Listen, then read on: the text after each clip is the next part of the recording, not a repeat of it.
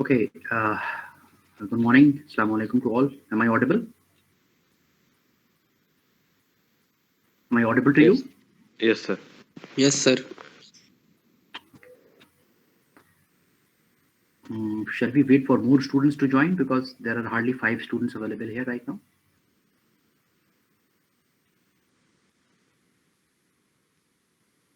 Okay. Okay, I will start the class, and in between the class, if somebody else want to join, then I will allow them to join. Okay. So I received a request from one of the student that the syllabus and book is required for the course of Islamic non-financial contract. So I hope you have checked the group. I don't know whether you are checking the group messages in the group or not. Islamic economics group. I'm referring to that group. So today I have sent the syllabus, and I have sent a very standard book on Islamic law and finance by Mahmoud Al Gamal. Mahmoud Al Gamal is a very famous personality in Islamic finance. He is basically an Egyptian, and he authored many books and concept paper in the area of especially the application of law in Islamic finance.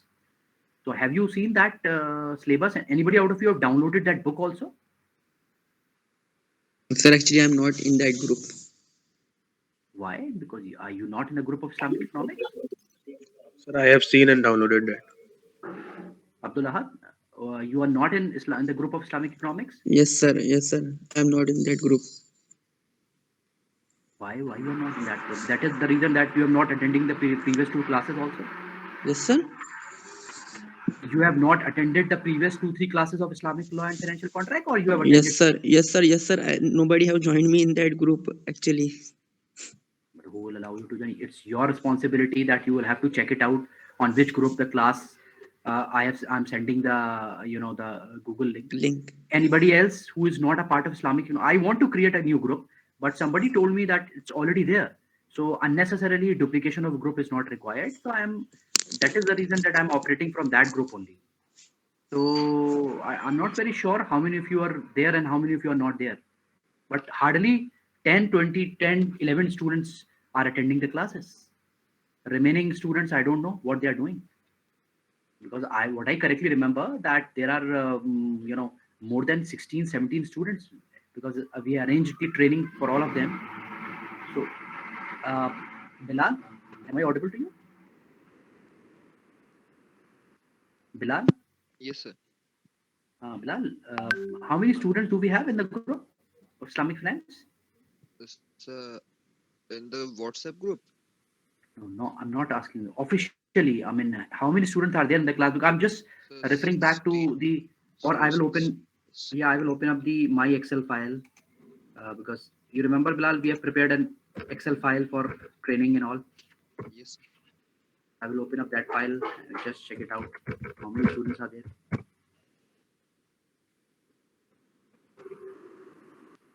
Yeah, yeah.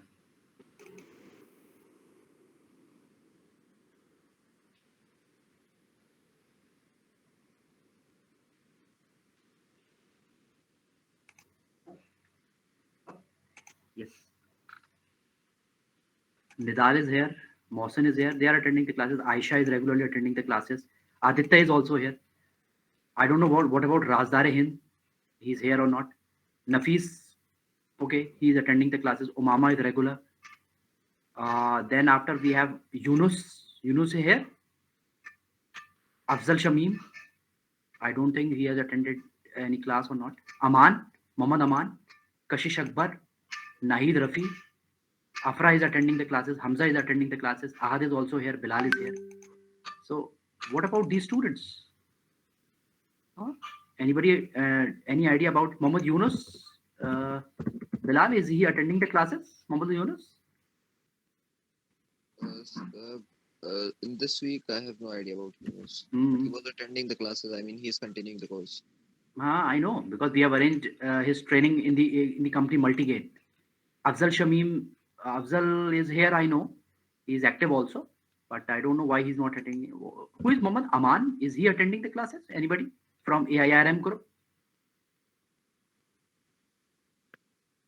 Anybody who's from the AIRM group about any whereabouts about Muhammad Aman? Yes, sir. He is very irregular. He's very irregular. And Yes, sir. what about this Afra? What or Aisha? Anybody out of you is in touch with Kashish Akbar? So She's she, she's the part of AIRM group or not? Is she yes, a sir. part of She that? is. Yes, sir. She is a part of that group. So she is Is also not attending other classes, as far as I know. okay. And what about her performance in the group assignment given by AIRM? Is she contributing in that or not? Yes, sir. She is. And Nahid is also good and she's very active also, but I don't know why she's not attending the classes. Okay, I understand that this is an extraordinary time. I cannot expect that all of you are present. Everybody is his or her himself, or somebody in the family. Maybe they are not well, and that makes the entire schedule disturbed. I understand that point, but at least uh, we should have a communication that I have not attended. I'm not attending the classes because of this reason. Hamza Mashood is here. Okay, Hamza is here. Abdullah Had today he joined. Bilal is regular. So hardly seven, six, 7, 8 students right from semester one till today. They are regular. Rest of the student, I don't know. So I don't know where it's our fault or maybe it's our fault that the student are not attending the classes. By the way, it's that it's online mode teaching is going on, so we have to be slightly flexible with our schedule of the classes. Although we are following the timetable, and but this is a time where we are doing a lot of work. Some are personal and some are departmental also. So there is a possibility that there would be some change in the schedule of the classes. Even I thought of engaging the class on Sunday, that this past Sunday, but then I thought that maybe you will not be in a position to attend that. That's why I didn't send any message to you. So please, my request to all of you is that we have to be a bit flexible with our schedule of the classes, as and when the time allow me. As and when the time allow me, I will schedule or reschedule the class. Sometime I will take the class after the lunch, that is 3. Sometime I would also take the class at 6 p.m., 7 p.m., or not early in the morning. I understand early in the morning is difficult, but that later part of the day, we should have to be slightly flexible in that case. Nahid, am I audible to you? Yes, sir. Nahid, uh, oh, everything is all right at your end? Sorry, sir, I couldn't get you. I'm saying everybody is all right at your end. Yes, sir. I just inquired about your well-being, and I'm a little bit concerned because you are not attending the classes. Otherwise, you are an active student. I know you are active, but you are not here in the class since 3, 4 sessions. So I just inquired about you. So I hope that you are contributing in the AIIRM project, which is going on right now. Yes, sir. Okay.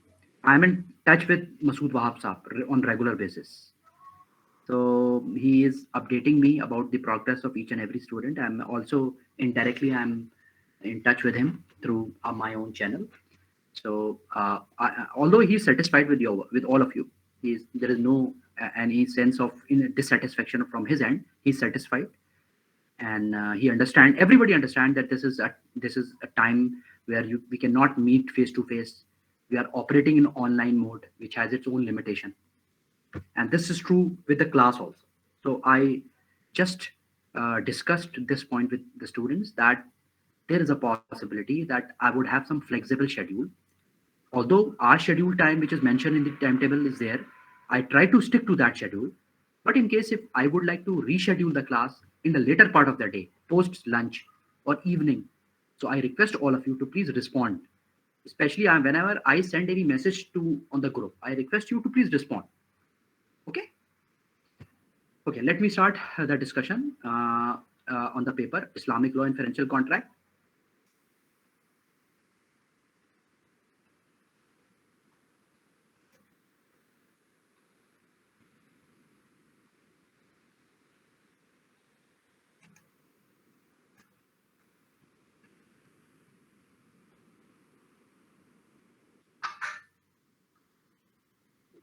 Is the slide visible? No, sir. Okay, just wait.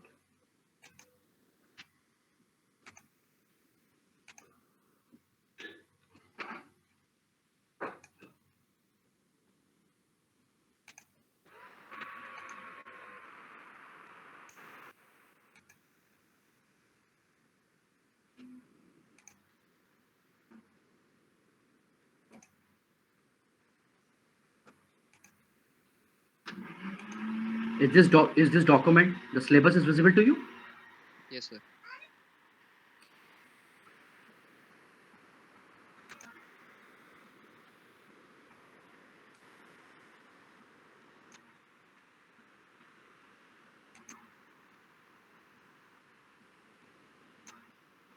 Now I believe that the slides are visible. Yes, sir. It's visible. Okay. So, uh, my dear students, as you know that we are talking about an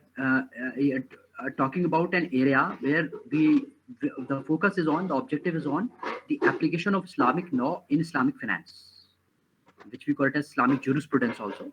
So Islamic law, and right now we are focused on understanding the Islamic law. And one of the fundamental of Islamic law is the Sharia. I have already discussed with you a lot about sources of Sharia and all. Today, I would like to brief you about the four basic principles of Sharia, that is, the principles on which the entire Sharia is developed. The principles, because it has its own terminology in Arabic language, so the terms are used in Arabic, and we need to understand that term in its original form, and then we later on translate it and brief you about the meaning of it. The primarily four principles of Sharia are istihsan, istislah, urf, and darura. These are the four fundamental principles of Islamic Sharia that we all have to understand.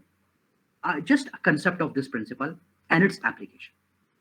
So let me move to the first principle in the discussion, and which we call it as istihsan. Now,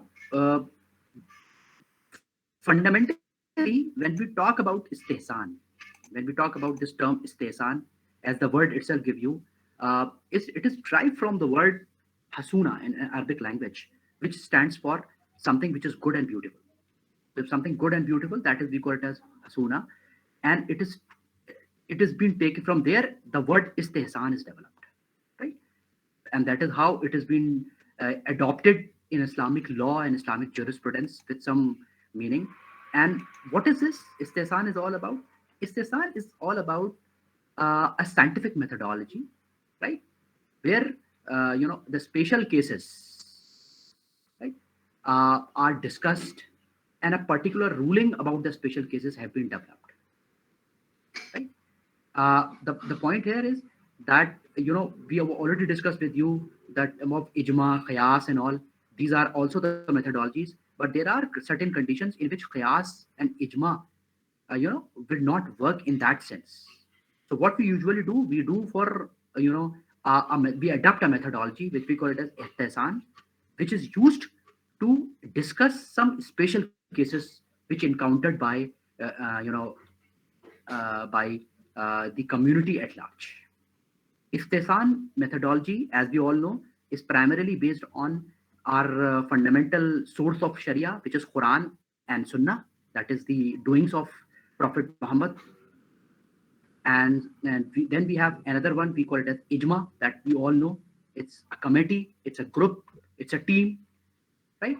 And then what we have a particular problem that has been put under that, which we call it as masla, sound masla. So if there is any problem which is of public interest, it has been developed in that way. And then, we have to adopt a scientific methodology of qiyas to infer certain meaning out of that. So istihsan primarily comprises of four components. Number one, the Quran and Sunnah. Number two, the ijma. Number three, the problem, that is masla. And number four, the scientific analogy, which we call it as qiyas.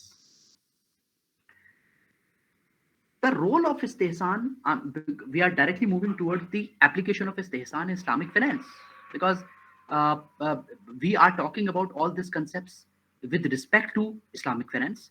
So this is highly applicable in Islamic finance because there are conditions, there are special case which needs to be clarified by Sharia, by our Islamic law, so that we as a Muslim, as a community, we can follow them.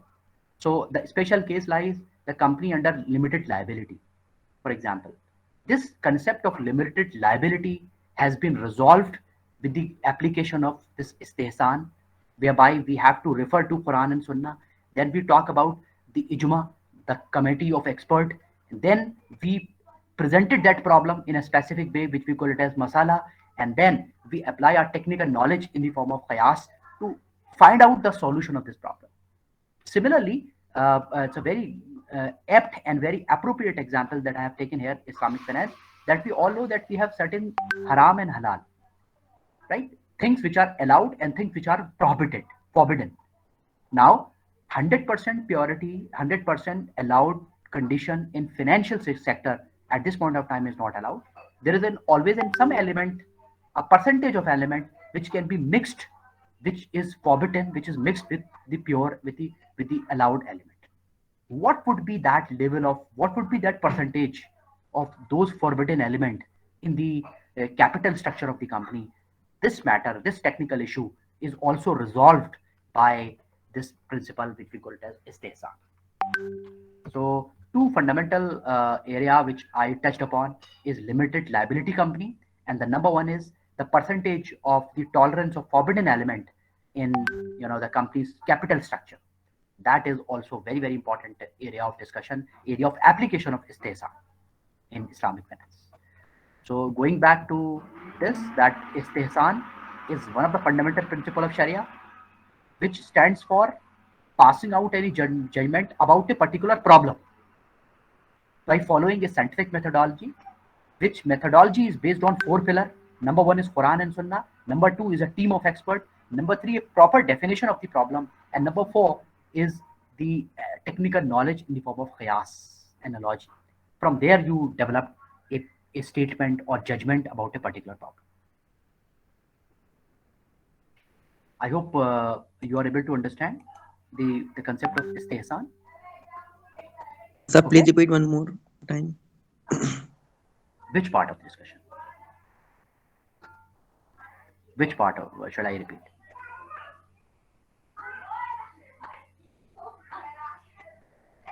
Abdullah, which part would you like that I would repeat? Sir, it's four concept basis of istihsan. It's there. You see here. See this four concept, this four pillars of istihsan. These are the four pillars of istihsan. Yes, sir. Yes, sir. What are they? Number one is the Quran and Sunnah, right? Number two, Yes, sir. ijma. I hope the word ijma is clear to all Yes, of you. sir. Yes, The sir. team. Then the sound masla, that is a problem statement, and then we have the qiyas, the analogy that you need to apply.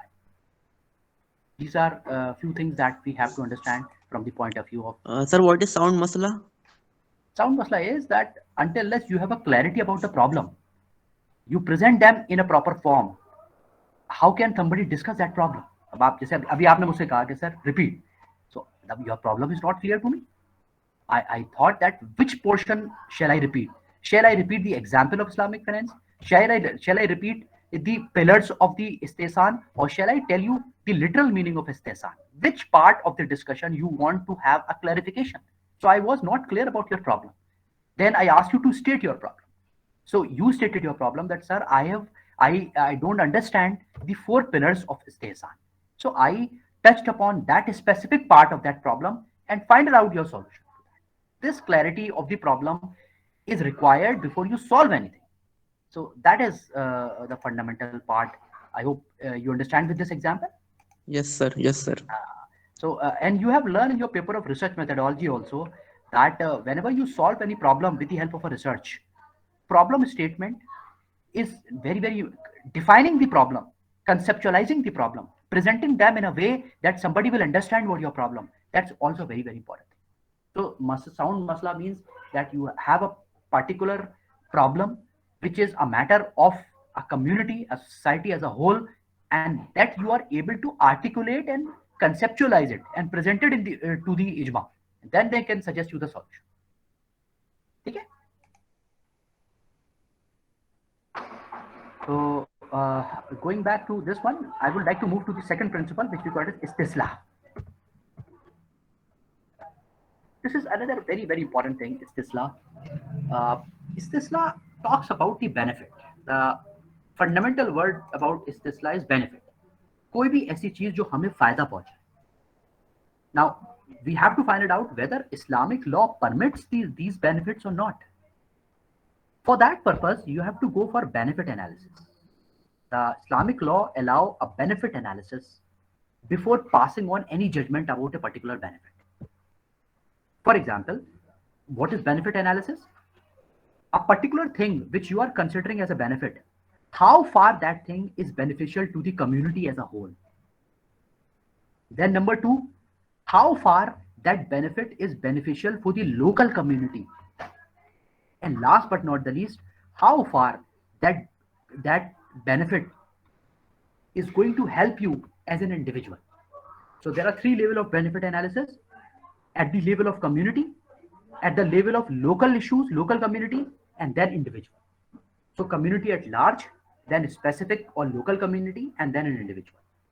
These three levels of benefit analysis needs to be performed in istislah before passing it on any judgment that this thing is allowed and this thing is not.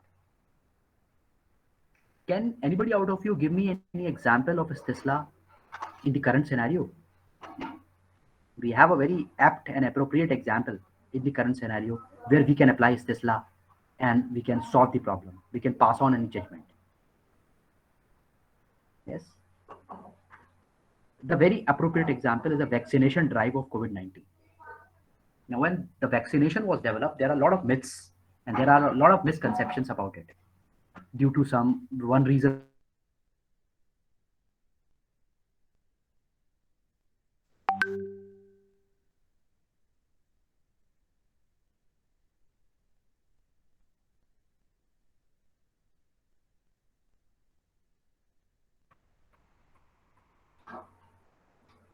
Am I audible to you?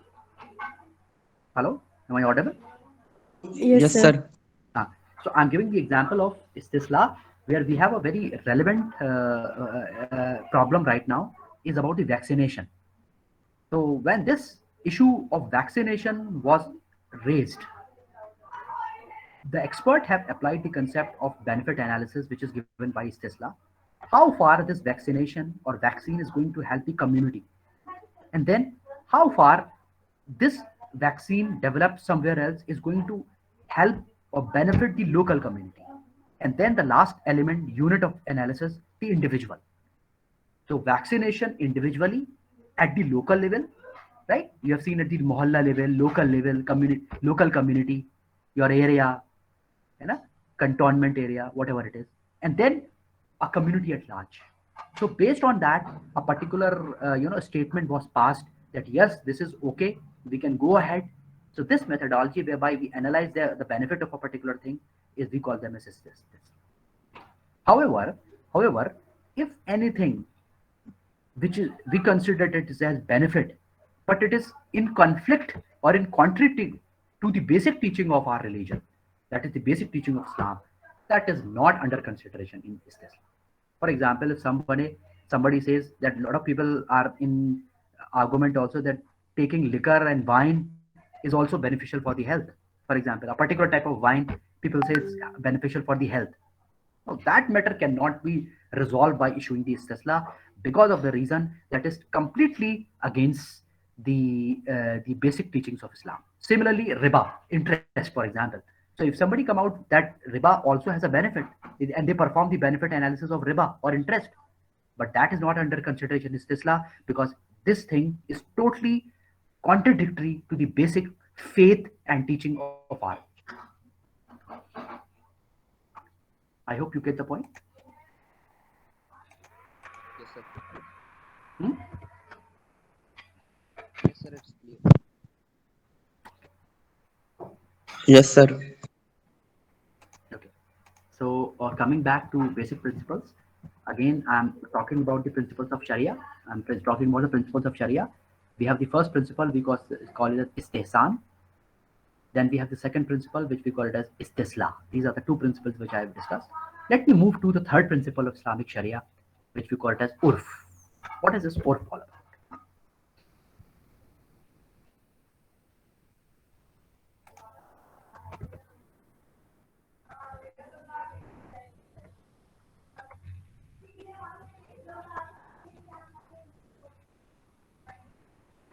I hope the slide is visible to all of you. Urf actually is talking about a practice or a custom which is followed by a particular society. Now, this concept of urf is included in Islamic jurisprudence and Islamic law because of the reason that there are a lot of customs and practices which are prevalent in the Arab countries. Some of the practices they forbid once they accept the religion. Some of the practices they start continuing it, and even till date they are continuing with a lot of practices. Now the issue is that how many of those practices or customs which are prevalent in a particular society are allowed and how many of them are not allowed. That for that purpose we have a mechanism which we call it as urf. Urf technically analyze each and every practice and the custom, especially those customs and practices which are prevalent in the ancient period of Arabs and the other countries, and then how far that practices and customs are relevant today, especially those which are prevalent in the type of Prophet Muhammad sallallahu alaihi wasallam. How many of them are prevalent and how many of them are still continued? However, again we have to be a bit precautious. The salient feature is that urf, although customs and practices which are prevalent and which are still continuing in our society, but if any of that principle or practice or custom which are in contradictory to our basic faith and the basic teachings of our religion, that cannot be considered and it is totally disregarded from the discussion of urf. So a lot of monetary transaction, and why this concept of urf is included, because the customs and practices which I am referring to right now about the olden Arab civilization, most of those practices and customs are related to financial transaction. जो लेन then का जो मामला था वो बहुत common था. So urf especially is being mentioned in Islamic law because it has a direct implication on Islamic finance, because we have adopted a lot of customs and practices related to financial transaction, related to transaction, lean den, which we call it as at the time of from the time of Prophet till today. Now, how many of that transactions, how many of them are allowed and how many of them are not allowed? That's a very, very important thing from the point of view of this what we call it as urf.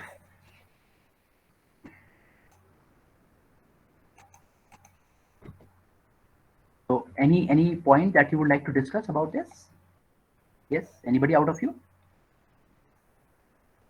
So is there anything that is still prevalent, I mean, in the field of transactions, that we can give an example of urf?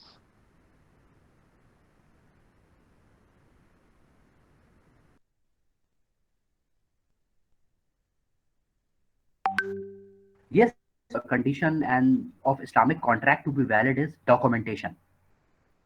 Right? You all know this thing. I will come to this point later on when we talk about Islamic contracts. So documentation. This practice of documenting the thing is one of the important element of urf that was prevalent in old or ancient Arab culture. That there was a culture that whenever they transact anything, they try to write it down on a piece of, for example, the leather, or on the piece of what I would call it as leaf of a big leaf of the tea tree or a stone. So they were that point of time that was a practice. So either they used engraved stones, engraving stone, or engraving on leaf or on a leather. So all the ahkamat, all the orders and sanctions and the type of prophet and khulfas are properly documented. That is why all our rulings are authentic in nature. If something is not documented, you cannot rely on that. So urf, the practice of documentation, is still followed and it is one of the integral part of Islamic contract. But there are many practices. For example, uh, dowry is giving at the time of marriage, giving some belongings to the female or the male. So their belongings in the form of dowry. People say that this was also a practice in Arab, and it was. And Prophet has also followed that principle. But we have not gone into the context and into detail of it. We just have taken the matter from the upper side of it, only giving belongings to that. But people, today's society, people have, multiplied that things 100 times. So that create a big societal problem everywhere in the world, especially in our country. So the point here is that and basic understanding of the custom and practices which were prevalent, how many of them are modified, how many of them are forbidden altogether, and how many of them are still followed. That is the point of discussion for URF. This is relevant from Islamic finance because as I've already discussed, there are many practices related to transaction that is very, very important and that has been taken into consideration at the time of drafting the rules and regulation of Islamic finance. तो जब Islamic finance के rules and regulation लिखे जा रहे हैं और लिखे जाते हैं तो उर्फ को कंसिडर किया जाता है, कस्टम्स को कंसिडर किया जाता है. I hope I am able to understand, I make you understand this point. Yes, sir. Let me move to the again going back to the main point of discussion with all of you, that today I am briefing you about the principles of Sharia. We have the first principle, we call it as istihsan.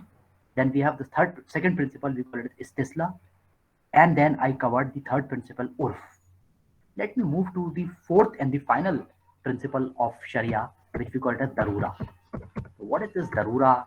Again, a very interesting principle, which is again, this is what the knowledge of in-depth knowledge is required. And we need to refer to our text and we need to refer to expert.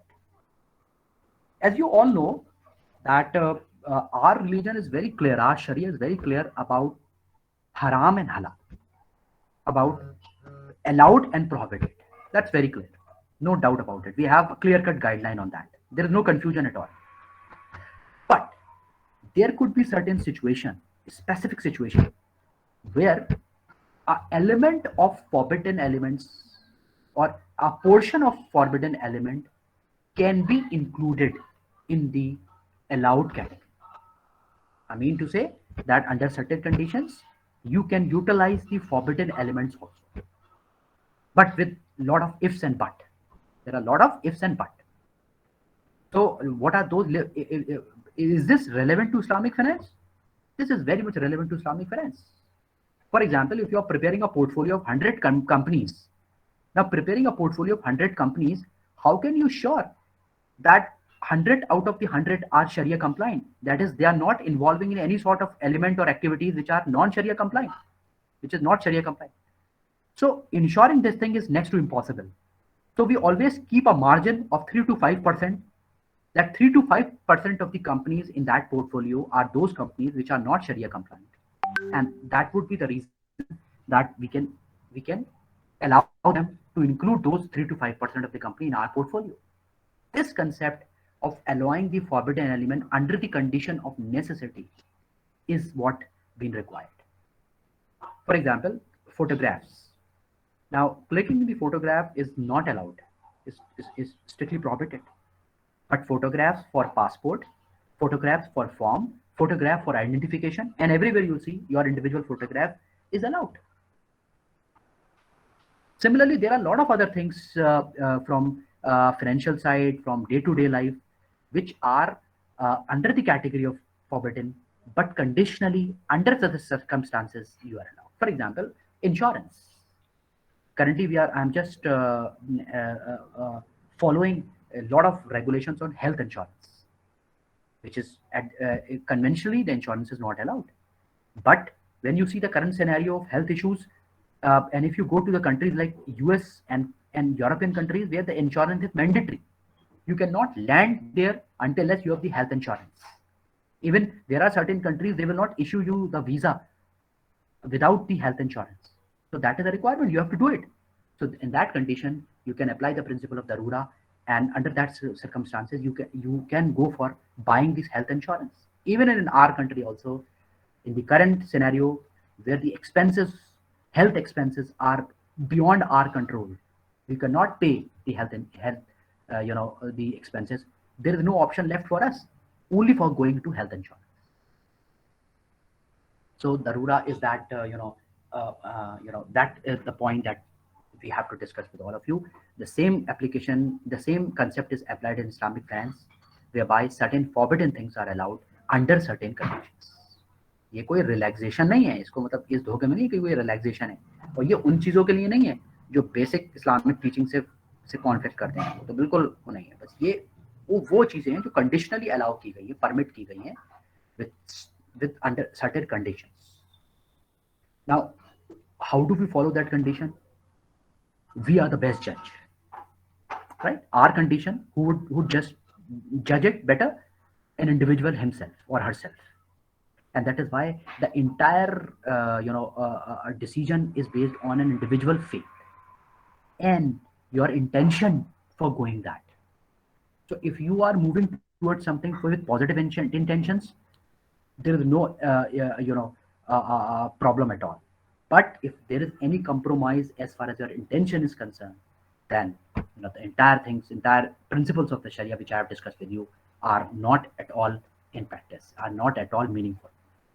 So principles of Sharia are only meaningful when we are able to judge our problem specifically, and we understand our intention. What is our intention of doing it? Which we, in our language, we call it a niyat. So all our, the reward of Almighty is on your intentions to do. So let me quickly recap of what I have discussed with you. I have discussed with you the 4 basic principles of Islamic Sharia, which we call it as istihsan, right? Then we talk about istisla, then we talk about the urf, and then we talk about the darura. I'm again repeating this point that I have only conceptually touched these things and try to relate this with Islamic finance. That's the whole sole motto of today's discussion. With this, I would like to wind up my today's discussion with all of you, and I hope that I will engage your class tomorrow, inshallah, at the scheduled time. But get ready if I send a message on your WhatsApp group for any change in the time and for any request to attend the class. And once again, those who are not attending the classes, please pass on this message that there is no substitute of classroom discussion. And please, I have just sent a syllabus and a very good book on Islamic law and finance by Mahmoodul Gamal. So you can download that book and just try to find it out whatever I'm covering from that book. कि ये जो मैं discuss कर रहा हूँ आपसे, ये सब उस बुक में अवेलेबल है या नहीं है। बहुत ही अच्छी बुक है, बहुत टेक्निकल बुक भी नहीं है, ज़्यादा सिंपल लैंग्वेज में है। और मैंने अभी आपको बताया था जो उसके ऑथर है Mahmoud el Gamal, he is a very famous personality in Islamic finance. He is basically an Egyptian, but he has authored many books and research papers and articles, and he is on a board of number of Islamic finance bank also, Islamic banks also. So he is a very knowledgeable person. So we are following that book by Mahmood Al Kamal. A soft copy of that book is already attached on your WhatsApp group. So any query, any question, or shall I close the session for today? Okay, fine. So that's all from my side. Thank you very much for the class.